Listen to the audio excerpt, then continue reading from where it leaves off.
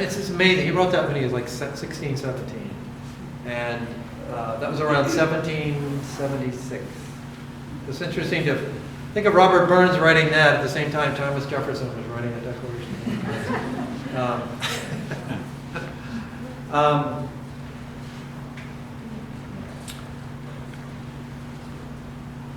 I have a song. I had a request tonight, but I'm not going to sing the request. It was for a song of Irish immigration called Skibbereen. Sung with me. Skibbereen is one of the big songs of Irish immigration. And there's lots of them, but I know the melody to it, but I don't know that song. But there was a song I was thinking of maybe slipping in if I had time. It's another song of immigration, but it's local, and it's one Nat's heard it. It's a song written actually by a friend of mine named Steve Levy, and it's a song. It's Charleston is right on the is right on the Mystic River, right? And the Charles River, probably where Charles River, Charlestown. Okay, right, they go together. But there's one more river that comes in here that meets right. I was looking at the map. Which one?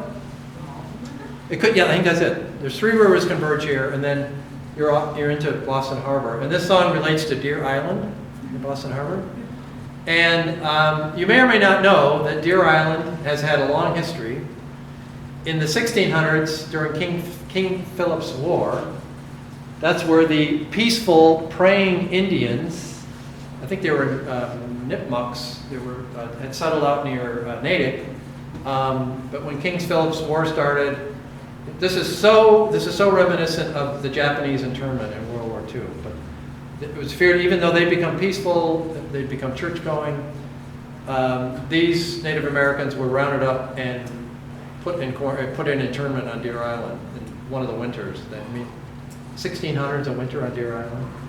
A lot of them died. There's been many other things there over the years, but in the time of the Great Hunger, the famine in Ireland, there was a quarantine hospital on Deer Island. Because from the 1847 to 1850, I'm sure as many of you know, that's when there was a huge influx of Irish immigrants to America, to Canada. My ancestors there was actually more went to Canada.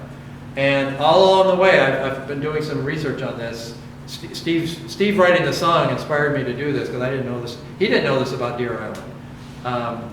And when they started building the water treatment or the sewage treatment plant out there, it had kind of been forgotten, and they turned up a mass grave. And so there's probably 800 to 1,000 they figure were buried there in about a 3-year period. So, I'm sure you've heard the term coffin ships, that Irish immigrants in that time. These ships were terrible conditions, packed full, people weren't treated well. I mean, you can just imagine in the 1840s, this is before steamships, before iron ships. They were just wooden ships, sailing ships. A voyage could take weeks. And so a lot of them would die on the way, or they would definitely be here. They'd arrive here and they were sick with typhus or dysentery.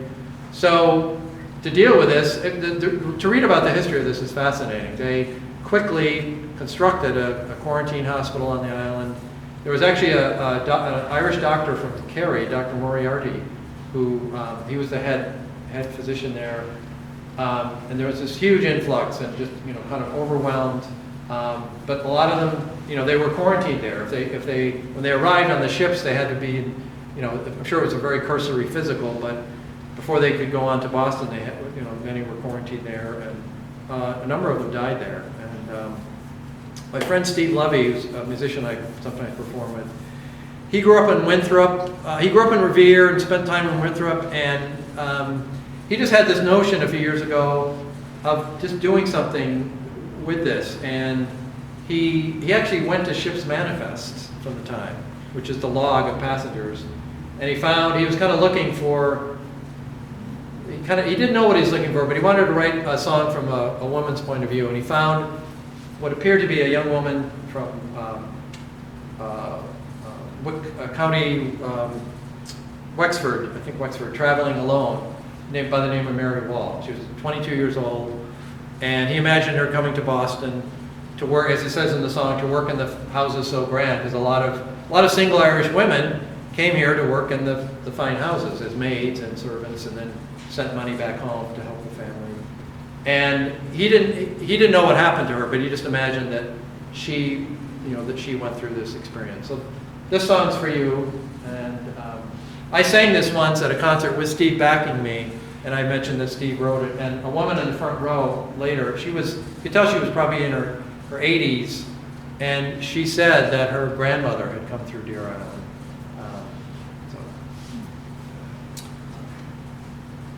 Mary Wall is my name, and to Boston I came to work the fine houses so grand. My story's not long, so I'll tell you in song how my bones came to rest in this land.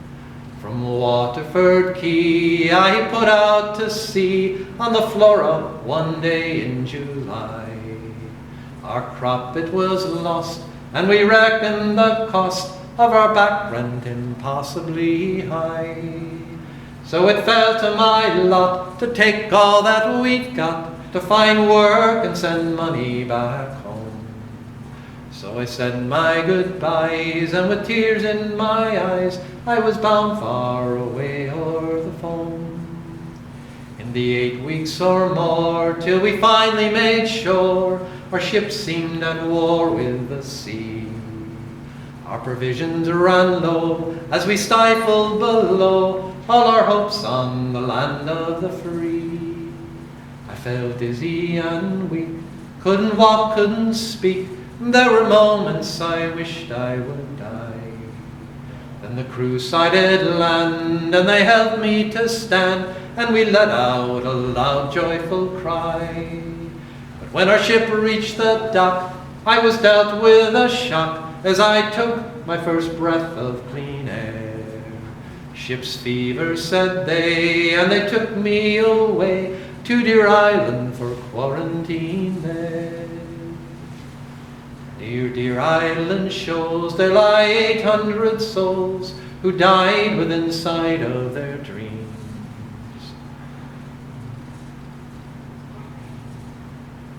Our memory is lost of the people, and my people have flourished, it seems. Though my story is sad, in the short life I had, I stood tall with these women and men.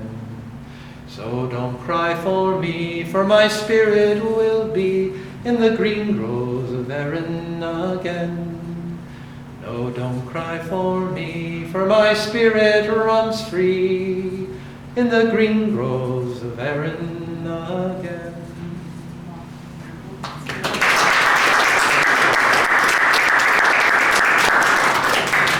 Sorry to mess up that last verse. So I